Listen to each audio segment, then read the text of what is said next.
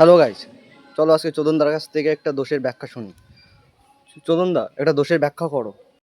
आइए देखते हैं बैठचंद मजा आएगा। দোষের ব্যাখ্যা শুনবি ভাইপো? তাহলে শোন। দোষ হলো তোর পাছার মতন, যে নিজেরটা দেখতে পারিস না, অন্য কেউটা দেখিস।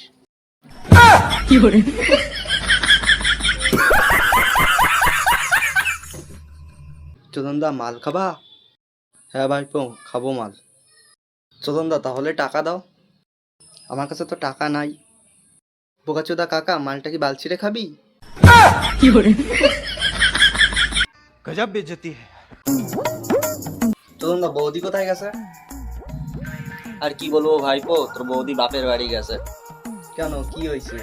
আর বলিস না, তোর বৌদির বোনকে বলেছি একটু দেবে, তোর বৌদি শুনেই আমার সঙ্গে ঠাপাঠাপি করে বাপের বাড়ি চলে গেছে। তোমার এত বয়স হয়েছে, তাও তোমার সিনালগিরি যায় নাই। বোকাচোদা।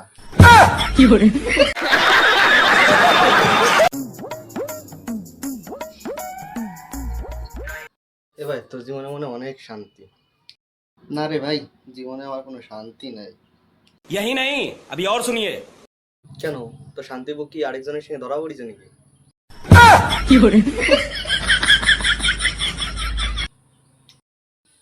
এই যে ভাই, গরিব মানুষের জীবনে কি কি টেনশন থাকে, আমাদের কোনো টেনশনই নাই।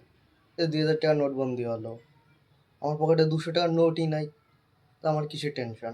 मैं गरीब हूँ। নতুন নতুন আইফোন কেনার টেনশন।